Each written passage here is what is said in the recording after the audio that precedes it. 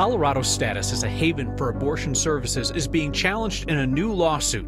Anti-abortion protesters want to get up close and personal with people entering clinics. I'll look at how hospitals are approaching mental health differently to take the pressure off emergency rooms. Your next question tonight: why do we have to pay postage on our ballots? So, actually, we don't. Not sure if I was supposed to tell you that. And you know his good news today, and he never even says a word. Their good news is that the Nuggets' joy came to them.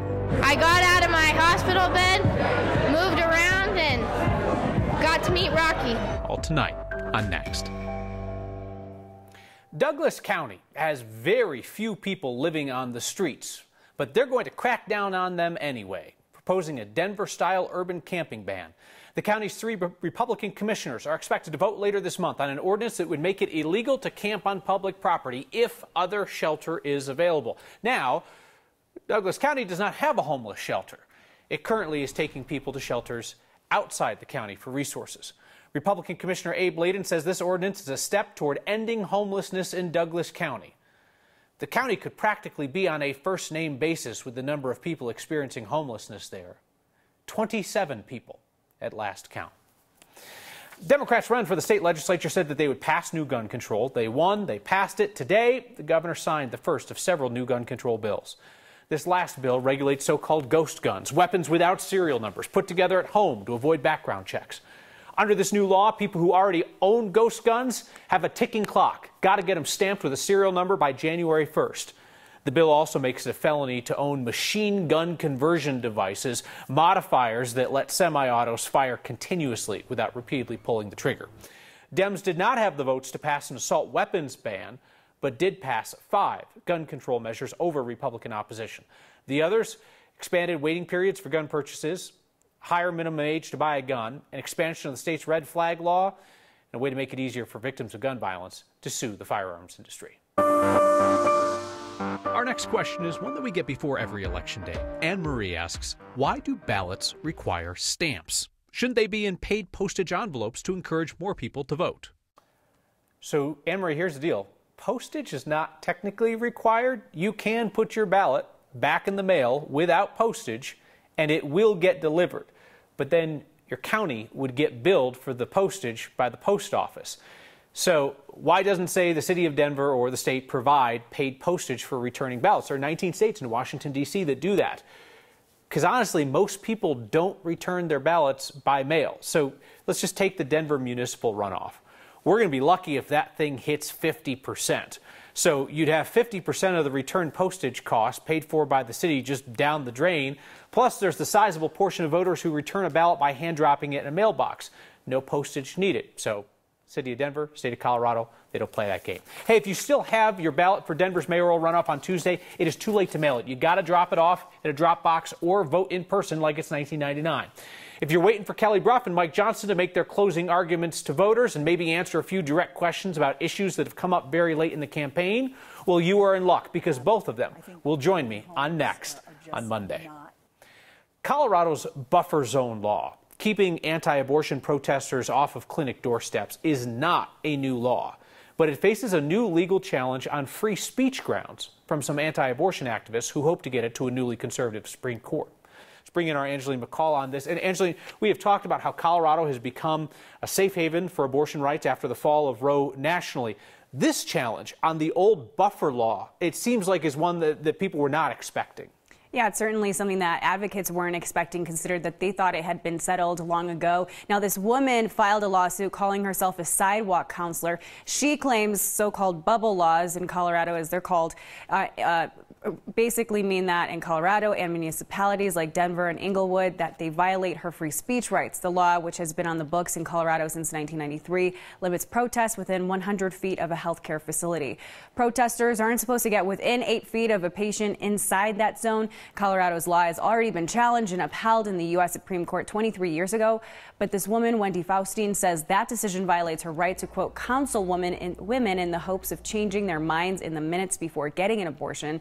Advocates say the bubble zone was created not only to stop harassment, but because people were endangering patients when it was created back in the 90s. And that's their own business. It's nobody else's business. But on top of those personal decisions, they're having to deal with a cacophony of people screaming at them or perhaps trying to cajole them into changing their mind regarding a decision they have a perfect right to make. So it is harassment. The woman filing this lawsuit also filed a different lawsuit back in 2000, saying that she wanted to set up an anti-abortion banner off of a local overpass. Kyle? It absolutely does feel like, because it is, a throwback to like a previous generation's fight over abortion rights, the idea of public protests and these confrontations in front of clinics. It's issues that for, at least the last 10, 20, 30 years in Colorado, haven't had to talk about very much. Right, but then when you think about Roe v. Wade being overturned, that's something that Danny from Cobalt mentioned, is that she was saying they've seen an increase, for instance, in legal attempts to try and essentially limit access to reproductive health. And so this is just another one of those attempts. Yeah, you certainly understand that folks who are opposed to abortion want to test the limits of the new lay of the land with the Supreme Court. All right, Angeline McCall, thank you very much. We've talked often here that there are not enough places for Coloradans in a behavioral health crisis to get treatment. Not a new issue, but a space to help is. University of Colorado Hospital in Aurora is going to open 40 inpatient behavioral health beds later this month. First of a kind unit at that hospital in nearly 15 years. The people in charge say that they have seen the need for behavioral health care increase since the pandemic began. But as we have also talked about, bed space is not the only challenge. You have to have qualified staff to staff those beds. We can teach anybody how to deliver, care, like how to read how to insert a line, how to, listen to beeps and know what to do next. But what I can't teach as well is kind of kindness and compassion. So if that's you, there are jobs awaiting. UC Health is hoping that this new space, all the bells and whistles, will attract passionate, talented staff. They are so in demand right now. The State Psychiatric Hospital is offering a $14,000 sign-on bonus for new nurses. The CU Hospital is going to start small, handful of patients, handful of staff, when that unit opens at the end of the month. What is the Colorado Republican Party up to these days? That's a good question, because the party does not really have any money to do stuff with. I mean, the Colorado GOP does not have a single paid staff member. This week, the executive director of the Colorado GOP has been using the party's email list to attack another Republican, a guy he just happened to run against in a congressional primary last year. GOP Party Chairman Dave Williams is again fundraising with messages going after Republican Congressman Doug Lamborn, because Lamborn voted for the bipartisan debt ceiling bill. The messages attack Lamborn, and they praise the opposition of Republican Congressman Ken Buck and Congresswoman Lauren Boebert. The Colorado GOP's message to the faithful quotes Boebert is saying that Coloradans can, quote, count me as a no. Boebert actually wasn't counted as anything on the debt ceiling bill. She didn't show up for the vote, and her office declined to say why. There are so many wonderful organizations fighting childhood hunger in Colorado, which is a particular problem in the summertime because kids aren't getting meals at school. Since Wednesday, you've raised more than $13,000 for Jeffco Eats, a nonprofit keeping kids fed in Jefferson County. Scan the QR code on your screen or text the word thanks to 303-871-1491 to join me and a bunch of other folks who are donating to Jeffco Eats for this week's Word of Thanks micro-giving campaign.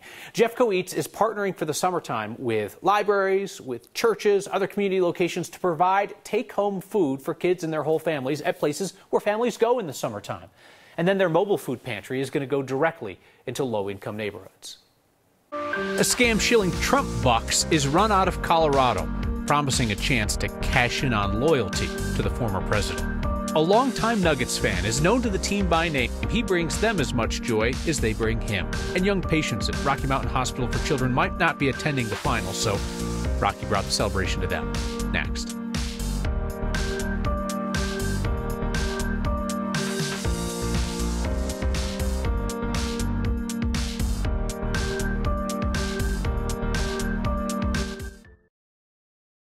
There seems to be something about scams aimed at Trump supporters coming through Colorado.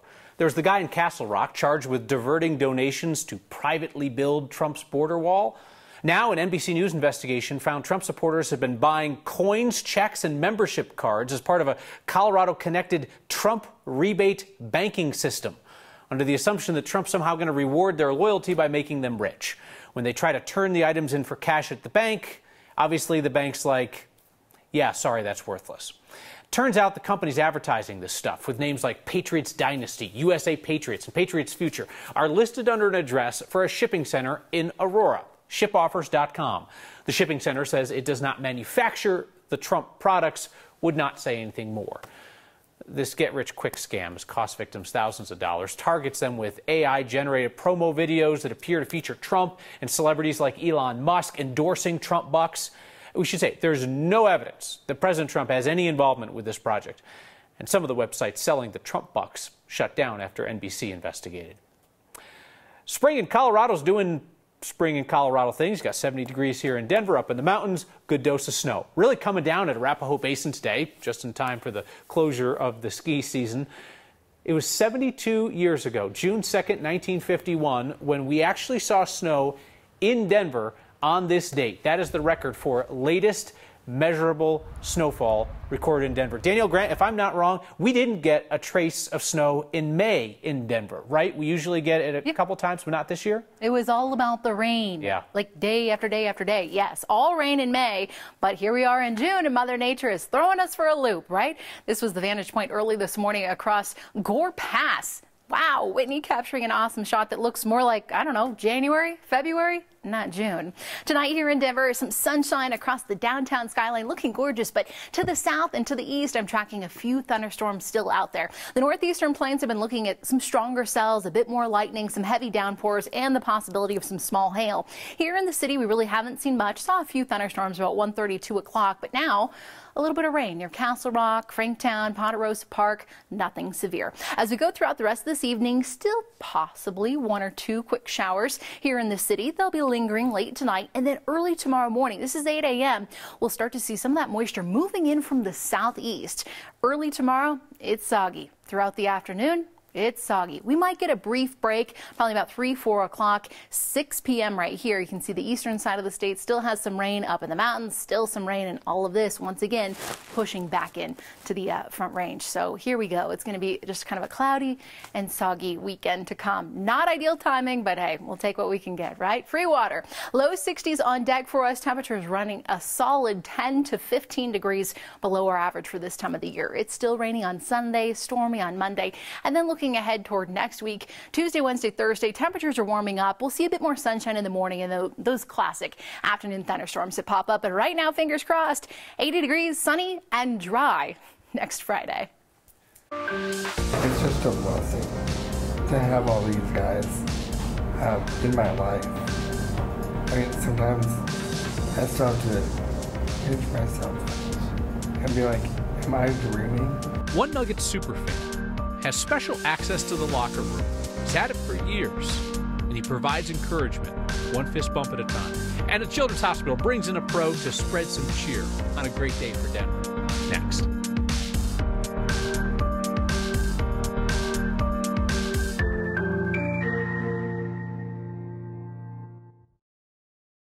With the Nuggets in their first NBA Finals, we're hearing from so many fans about what this team means to them.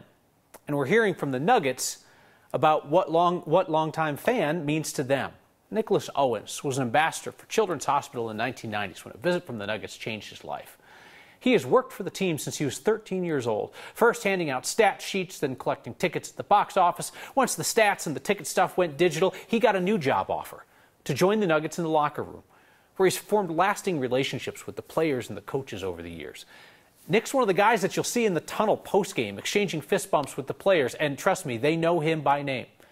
The mutual adoration between the Nuggets and Nicholas' whole family is something special. His dad, Sherwood, says the bond means the world.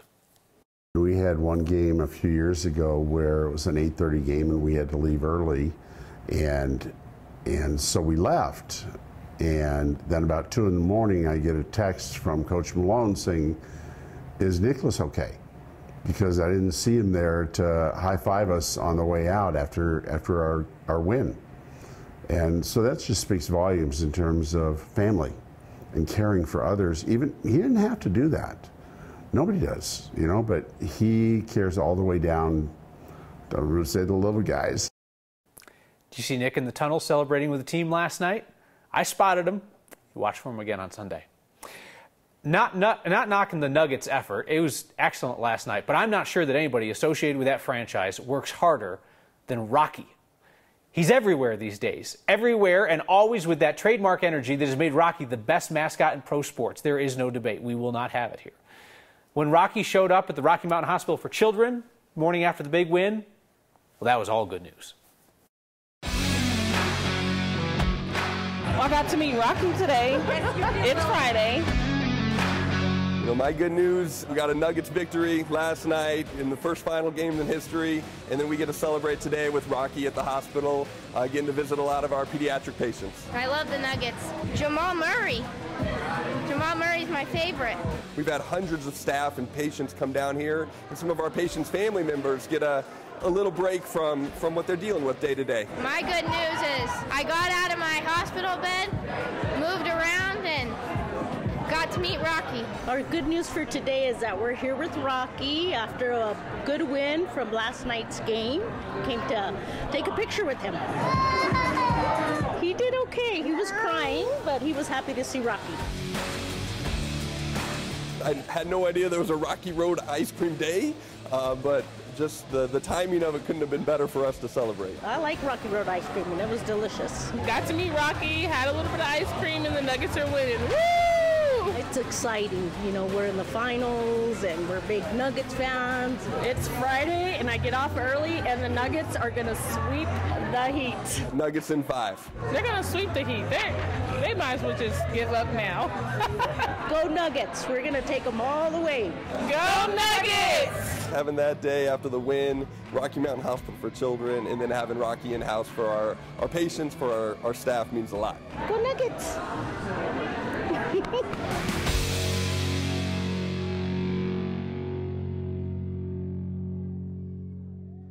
Could have been anywhere today. That's one of the places he chose to be. Your feedback next.